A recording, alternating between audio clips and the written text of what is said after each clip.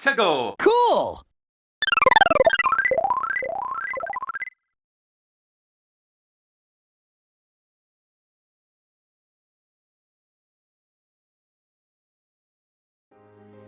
Hey everyone, it's Nux, and today I am once again back with another Sonic the Hedgehog video. Yes, another video on our blue Lord and Savior. And we're gonna actually talk about Sonic Frontiers. Yeah, I know, I promised in my last video that I probably wasn't gonna touch on Frontiers unless something really interesting caught my attention and there was something worth talking about to me. But I figured I'd make this video since Sonic Frontiers is right around the corner. Like, as of the time of this video, it is quite literally right around the corner. Like, this game is literally about to drop as of the time I'm making this video. Technically, it's kinda already dropped because some leaks for the game went up and stuff like that. Like, it went up early because a few shops sold the game early. Like, y'all remember when Sonic Frontiers leaked 2 weeks early before the game was supposed to come out? Yeah, it happened again, basically. So there's actually Frontiers spoilers like floating all around, and it's crazy stuff. But before I dive into Sonic Frontiers and really break it down myself and talk about what I like and don't like about the game, which I'm sure you're all looking forward to hear my thoughts on that. But yeah, before I break that all down, I figure I'd just make one more video just really processing the calm before this storm, and just giving my thoughts on what I think about Sonic Frontiers before going into it.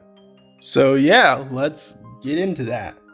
Now, when it comes to my relationship with Sonic Frontiers, it's been, I would say complicated, but let's be honest, it's mostly leaned towards the negative side. Like, there's been some things about the game that I've kinda liked, and there's been some minor signs that they've really improved themselves since Sonic Forces.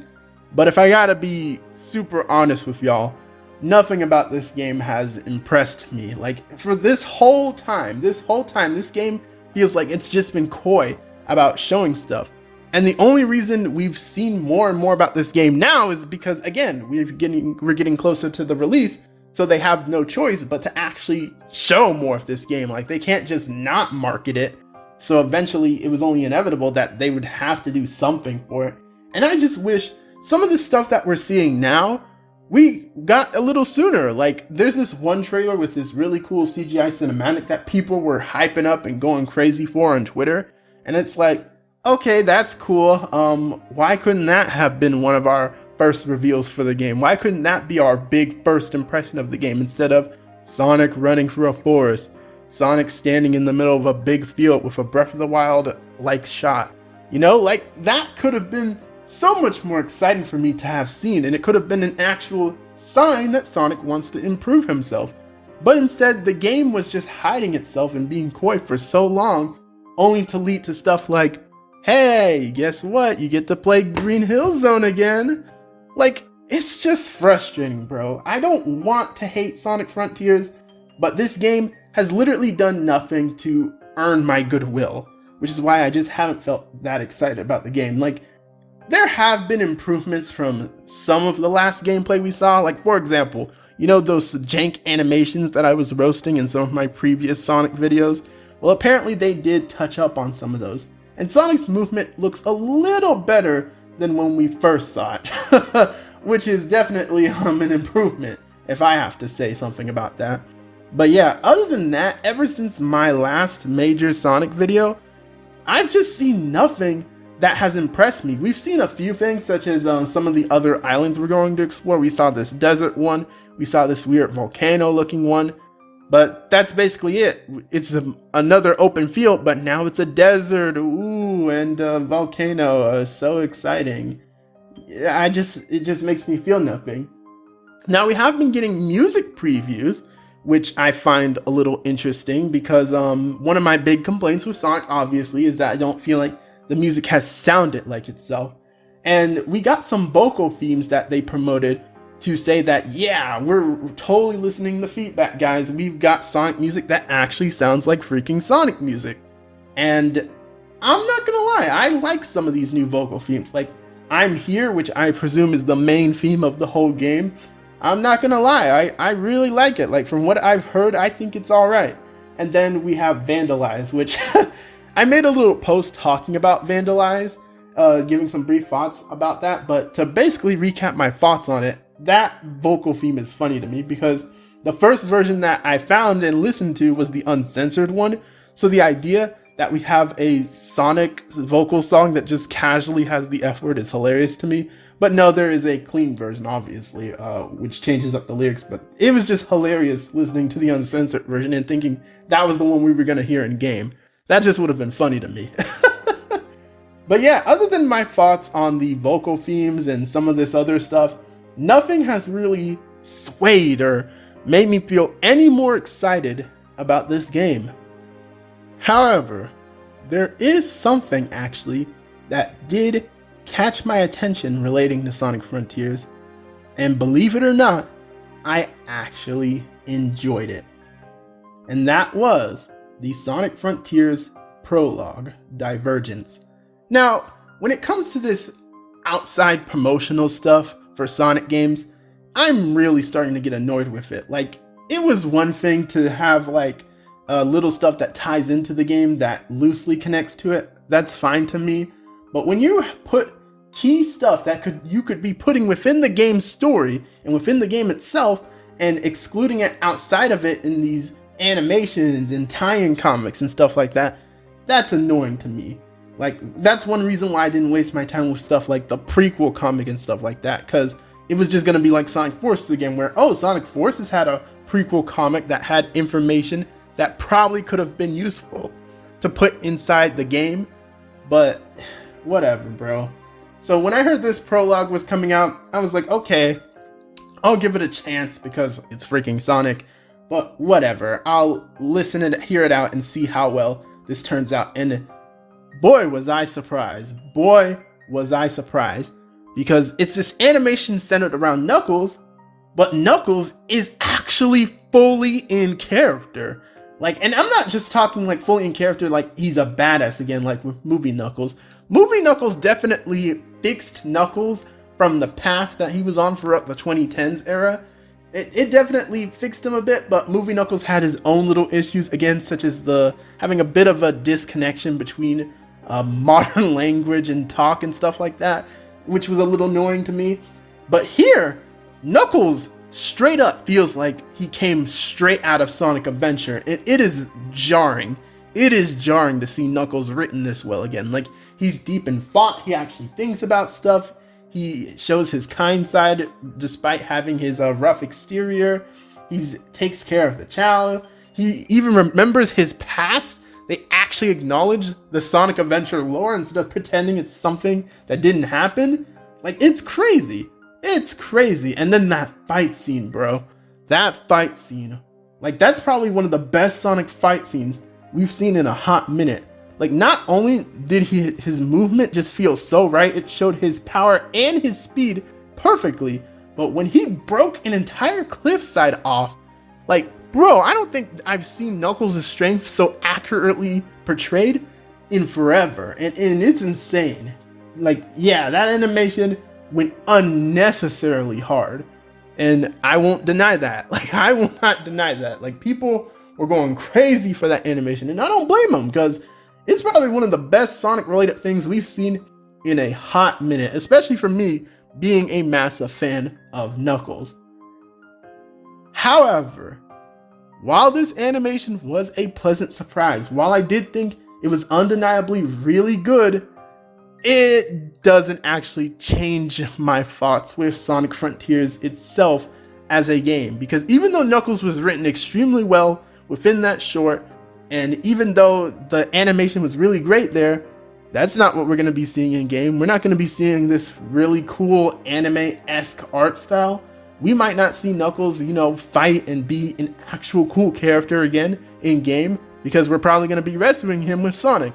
Like, yeah, maybe Sonic Frontiers could have a little bit of this energy from this animation, but if I gotta be honest with y'all, I'm not expecting it. Like, maybe it'll have some of it, and maybe this could be an interesting sign that they're going to improve from the storytelling of the last few games, but I don't have much confidence in that, bro. I just don't. And I would like to be surprised and proven wrong, but I just don't have that confidence. So yeah, it's going to be interesting to see how Sonic Frontier's own energy as a game compares to this animation, because if it's drastically different, I'm gonna have some words. Oh, and I guess one more thing I can touch on was the voice work, which I thought Knuckles' voice was right in tone, but I think it definitely could have used some work in of itself, because some of the lines and the way they were delivered were a bit off to me in that animation. But other than that, like, it was a pretty good animation. But there's one more thing I actually want to touch on before we end this video off, which is giving some brief thoughts on the full trailer we got for Sonic Prime. Yeah, y'all remember Sonic Prime? It's been a hot minute since I've given some thoughts on that. And well, what do I think about some of the new information we've seen on it? I don't have much to say, honestly. Like, pretty much it seems like it's gonna be a Sonic show where Sonic is gonna get involved in some multiverse shenanigans. And no, it's not multiverses and traveling between different Sonic game universes. We know it's multiverse in that he's gonna be traveling between weird alternate versions of just his world per se. Like, we see these alternate designs for the various characters like Tails and Knuckles and oh my goodness, what did they do to you, Amy? What did they do to you? And it seems like it's going to be leaning towards this rebel kind of vibe, where it's going to be about dethroning Eggman after he takes over the world or something like that, which is going to have that 𝗁𝗂𝗧 energy, which I don't know how to feel about that. I don't know how to feel about it leaning towards the energy of other Sonic shows, because I'm not to spoil up one future video I'm going to be doing, but I'm not a fan of most Sonic shows in the direction they took these characters, to be honest. But it's whatever. I'll give the show a chance, I guess. I'll hear it out and stuff like that. And yeah, but I'm just glad that this show at least respects the modern aesthetic. Everyone looks pretty fine in terms of their designs and stuff like that. I do find it kind of funny that Rouge is chilling with the main squad. That's weird to me. And I'm still skeptical about Shadow's role in the show, and the fact that he randomly gets into a fight with Sonic, because I swear to God, if he fights Sonic for literally zero reason again, man. But whatever. Speaking of Rouge, actually backing up to her, she actually has a new design for this freaking show, and honestly, I think it's pretty good. It's pretty good. Like, I think it works and feels like a better design than her current one, like her classic design. Like, yeah, that design, it's we know it. It's been a thing for years now, and it's obviously how Rouge is, but I just think this design looks a little more natural and just less like try hard sexy. It basically feels like they gave her the Crystal from Star Fox treatment, if I had to compare it to something. I'm not a furry, I swear. But yeah, Rouge's design is good. The show looks passable for now, I guess. I would like to see if they do anything else interesting with the environment other than have us chill in the freaking Green Hill Zone. But yeah, that's going to be my thoughts on Sonic Prime. So yeah, that's going to be it for this video. Basically, I just wanted to give some final idea of what my thoughts on Sonic Frontiers are before we go into this game and I play it and get my own impressions on how Sonic Team is doing right now. That Knuckles animation was good, but I don't know if it'll be an indicator of how hard Sonic Frontiers itself will go. Sonic Prime exists. It does not offend me yet. And there's not much else I really have to say. I guess soon Sonic Frontiers is out and the madness will begin. The madness will begin. And that's all I have to say. If you've made it to this point of the video, thank you for watching all the way until the end. What are your thoughts on all this stuff I've talked about? Are you excited for Sonic Frontiers? Did some of the new stuff we saw change your thoughts on the game as we go into it? Does Sonic Prime look cool? Does it make you feel more than just okay, like with me? Let me know in the comments below. And be sure to leave a like on the video, subscribe to the channel if you are new to it, and follow my additional social media such as my Twitter for more content and updates. Oh, and one last thing I'll say before I close out this video is check out JebTube's new video. He did a video called Sonic Fan Tears Review, and it's great, bro. It is great. Like, I feel like it covers these last few years with Sonic really well, so go watch that video if you haven't. But yeah, that's gonna be it from me. This has been 𝗃𝗂𝘀𝗶𝗰, and I'm out. Peace.